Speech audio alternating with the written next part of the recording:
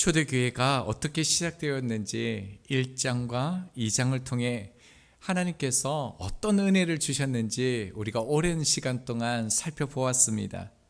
자, 3장에서는요, 이제 주님께서 행하시는 표적과 기적이 아니라 베드로와 요한이 첫 번째로 행하는 기적이 나타납니다. 우리가 너무나도 잘 아는 사건이죠. 나면서부터 걷지 못했던 이가 베드로의 그 고백을 통하여 낫는 사건입니다. 자, 그러나 저희가 주목해야 할 것은 걷지 못했던 자를 고친 사건이 아닙니다. 보이는 그 자체만 보면 안 됩니다. 왜냐하면 보이는 것이 전부가 아니기 때문에 그렇습니다. 2장 오순절 사건 이후에 3장까지 얼마나 시간이 흘렀을까요? 정확하게 알 수는 없습니다. 주님이 십자가를 지실 때 그 제자들과 예수를 따랐던 이들은 무서워 숨었죠. 지금도 여전히 그 예수의 추종자들을 잡으려 하는 것은 다르지 않습니다. 오히려 지금 믿는 자들이 늘어가고 있습니다. 종교 지도자들과 정치 권력은 결코 이 상황을요 좌시하지 않을 것입니다. 자, 그런데요, 이런 상황에서 주님을 따르는 이들은 더욱더 늘어나고 있고요, 제자들은 이러한 상황 속에서 아무 일도 없는 것처럼 신경을 쓰지 않는 듯합니다.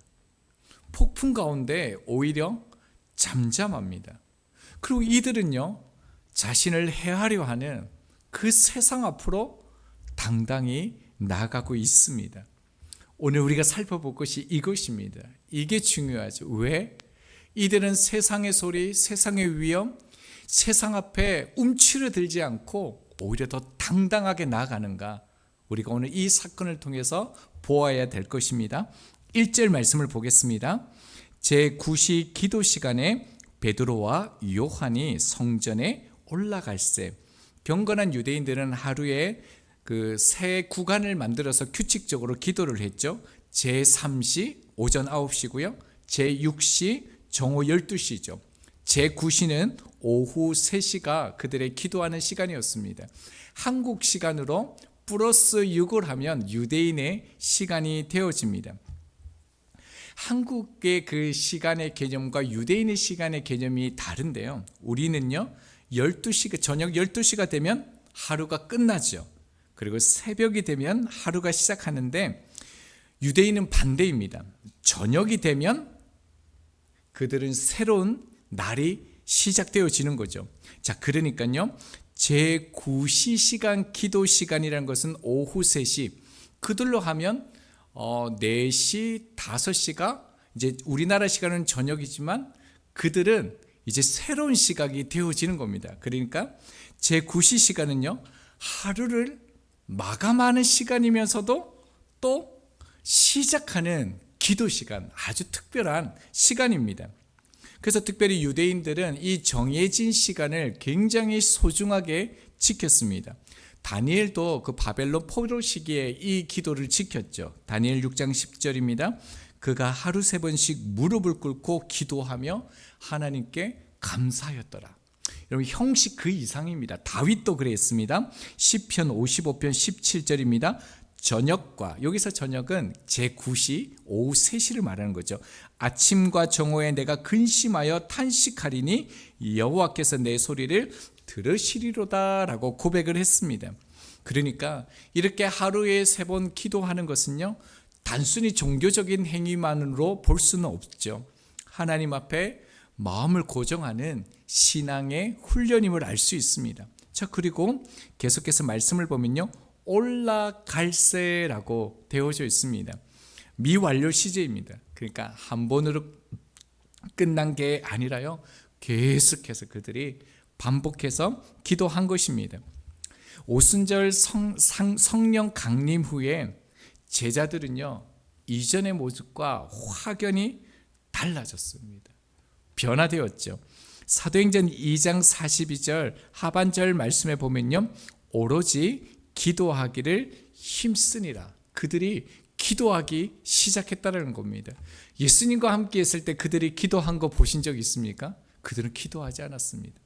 예수님께서 겟세마네 동산에서 그 피땀 흘려 기도할 때도요, 졸았던 사람들이 누구냐면 이 제자들입니다. 자, 그런데 그들이 기도했다라는 거예요.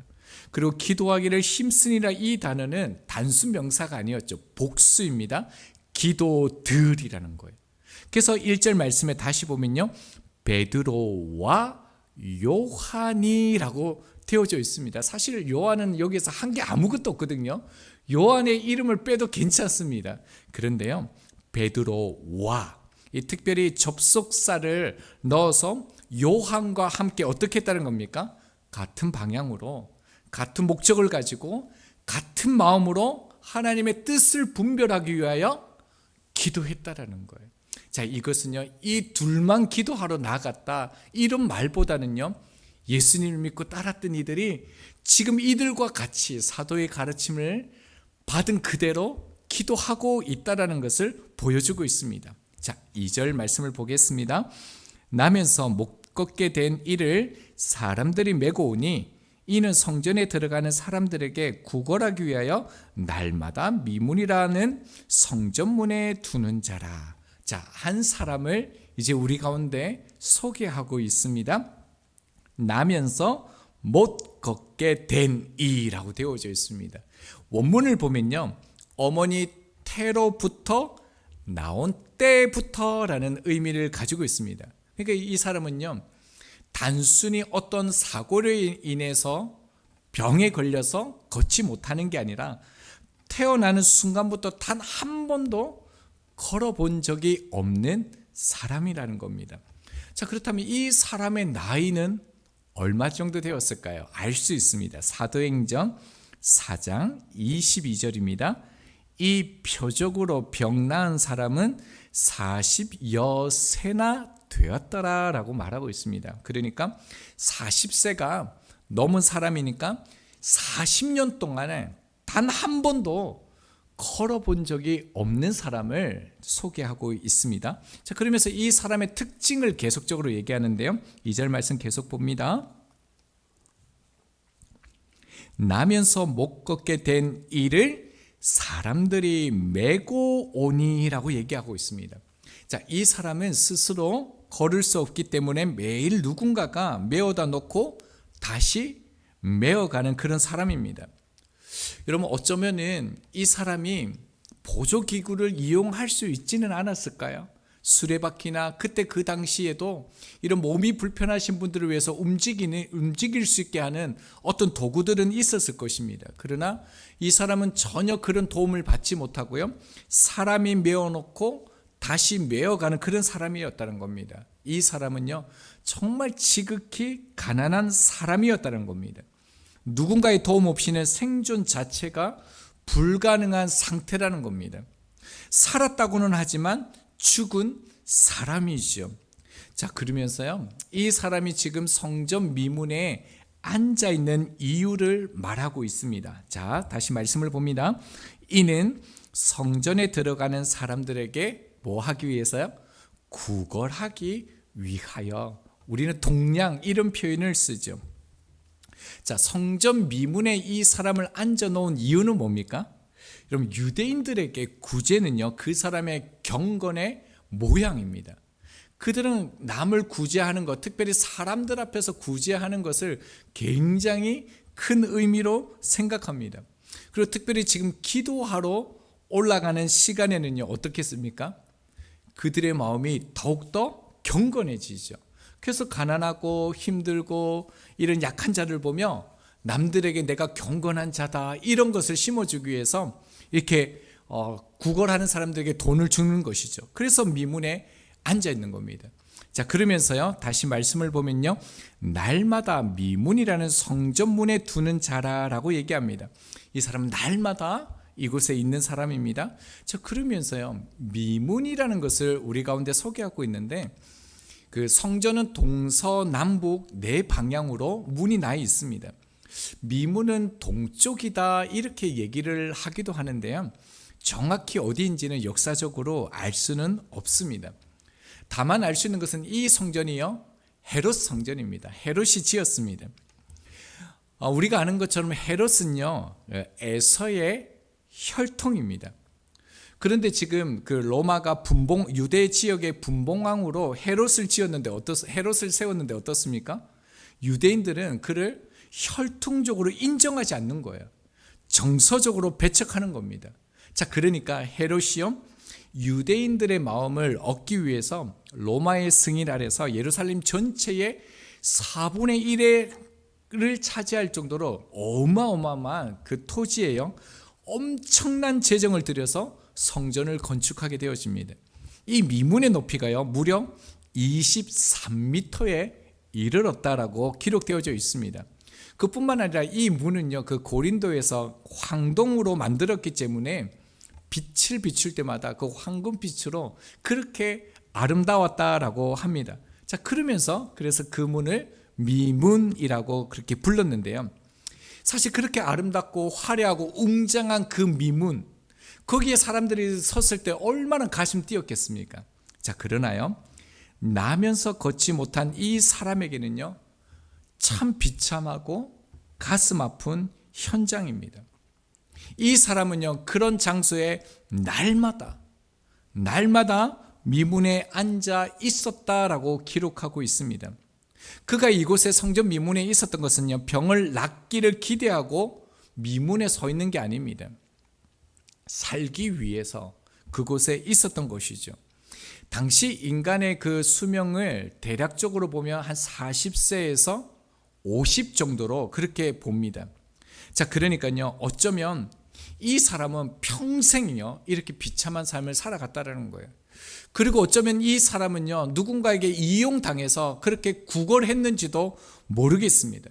그러니까 이 한 사람은 나면서부터 걷지 못했다, 이 사람은요, 이 사람보다 비참한 인생이 없었다라는 것을 상대적으로 지금 우리 가운데 보여주고 있습니다. 자, 그러면서요, 그 다음 사건을 보면요, 3절 말씀을 보겠습니다. 그가 베드로와 요한이 성전에 들어가려 함을 보고 구건하거늘. 이 사람은 누군가 왔기 때문에 보았는 것이지 베드로와 요한이 대단하기 때문에 본 게 아닙니다. 여기에서 보고라는 이 단어는요, 그냥 보이기 때문에 보는 거, 그냥 성전 오가는 사람들을 살피면서 동전 몇 푼을 달라라고 하는 그런 시선을 말하는 겁니다. 자, 그런데요, 전혀 다른 시선이 나옵니다. 4절 말씀도 봅니다. 베드로와 요한과 더불어 주목하여 이르되 우리를 보라 하니. 자, 베드로와 요한도 주목하여 보았다라고 얘기하고 있는데요, 여기에서 보았다, 이 주목하다는 이 단어는요, 깊이 응시하며 의미를 보려는 그런 시선을 의미합니다. 자, 그러니까 보이는 것만 보는 것이 아니라 그 보이지 않는 표면 아래에 있는 이면을 보는 시선을 말합니다. 자, 그리고 난 다음에 6절로 가면요, 베드로가 이르되 은과 금은 내게 없거니와 내게 있는 이것을 내게 주노니 나사렛 예수 그리스도 이름으로 일어나 거두라 하고. 자, 이 사람 입장에서 누군가가 자기에게 다가오는 거예요. 그리고 말을 거는 거예요. 그러면 동전 주려나 이런 기대가 생기지 않았겠습니까? 그 사람에게는 그게 전부였습니다. 그것만 있으면 됩니다. 근데요, 뭐라고 얘기합니까? 은과 금 할 때 순간적으로 이렇게 떨렸는지는 모르겠습니다. 그 다음에요, 내게 없다, 이렇게 얘기를 하게 되어집니다. 자, 그 다음은요, 베드로가 얘기하는 게요, 돈은 없지만 예수 그리스도의 이름으로 일어나 걸으라 라고 얘기합니다. 자, 7절 이후에 보면 이 사람이 뛰며 걸으면서요, 집으로 가지 않고요, 어디로 갑니까? 성전으로 들어갑니다. 거기서 찬미하는 놀라운 일들이 일어나게 되어지는데, 이 표적이 주는 의미는 다음 시간에 좀 더 자세하게 살펴볼 수 있도록 하겠습니다. 이 시간에 우리가 이 두 절을 가지고 결론적으로 보고 싶은 것은 뭐냐면요, 자, 날마다 미문에 있는 그 사람, 베드로와 요한이 수십 번, 어쩌면 수백 번 이상을 보았을 이 사람에게요, 왜 그날 그 순간에 주목해서 예수의 이름을 전했냐 하는 것입니다.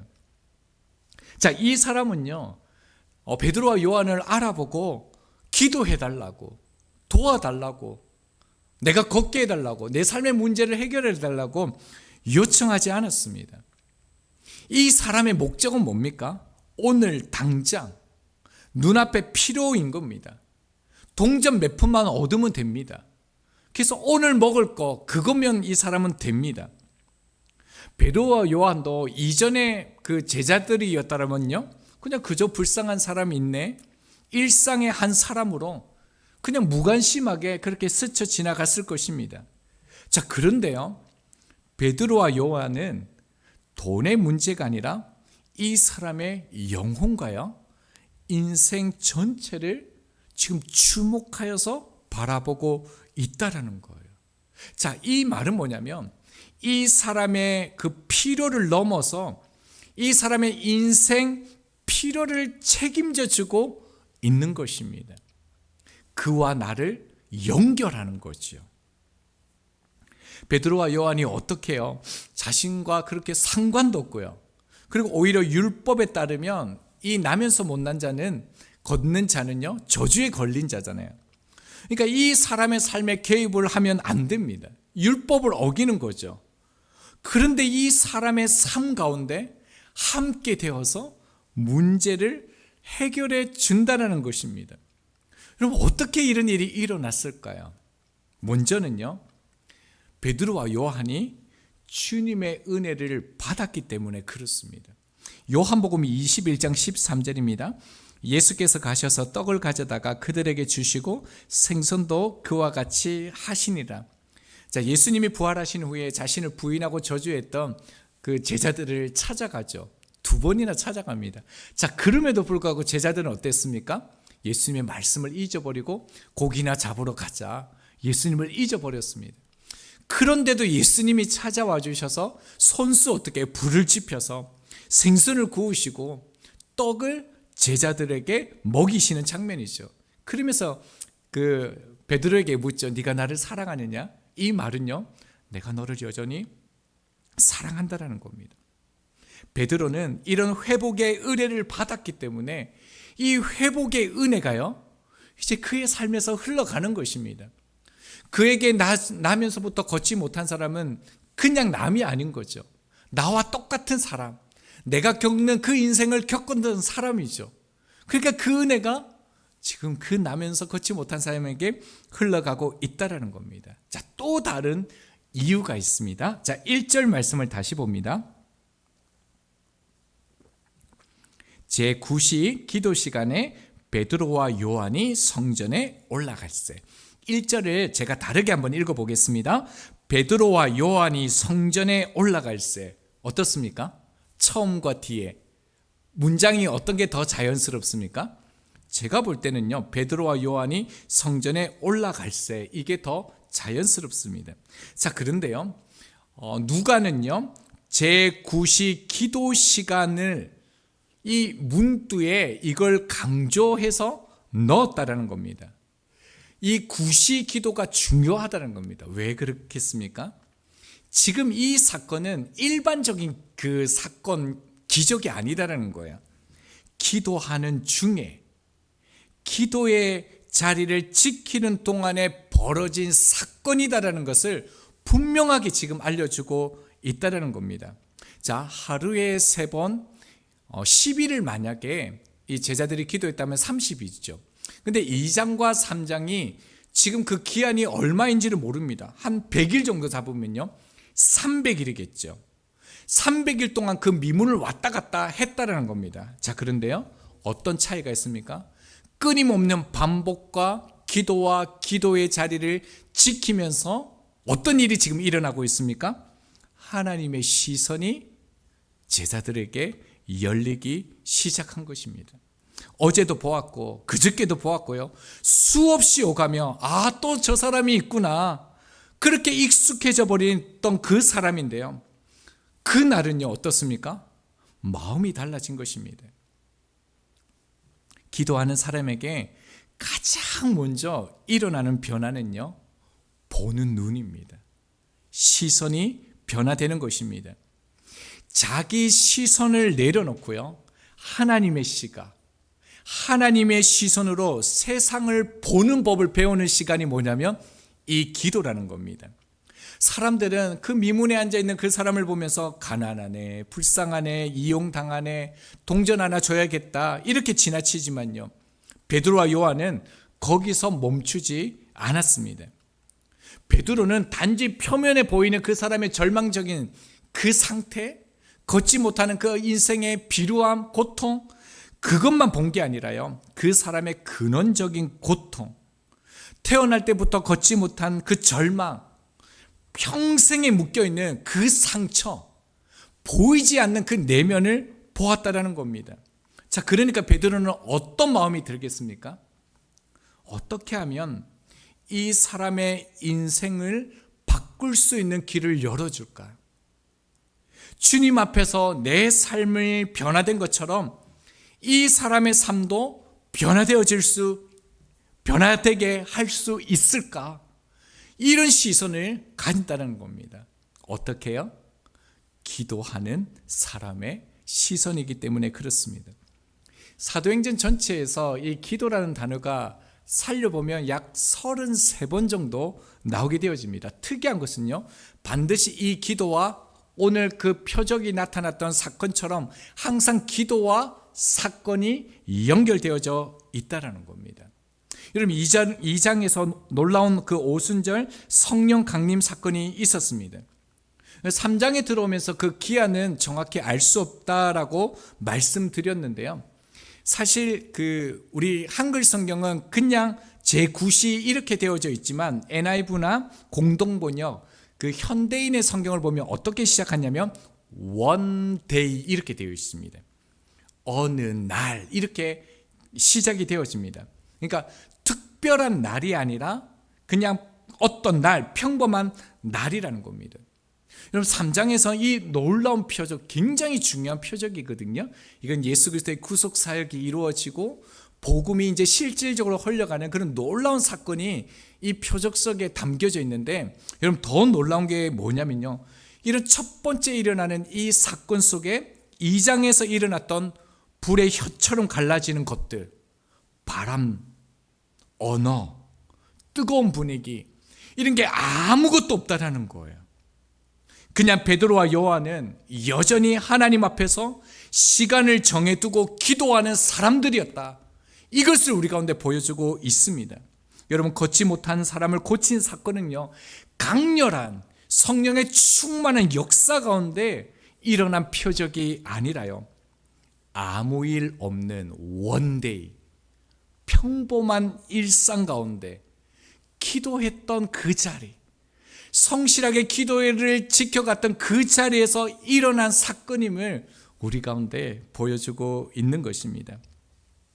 여러분, 지금 우리가 이렇게 함께 모여서 예배를 드리고 우리가 이 모습을 보고 있지만 이 보는 모습이 전부가 아니죠.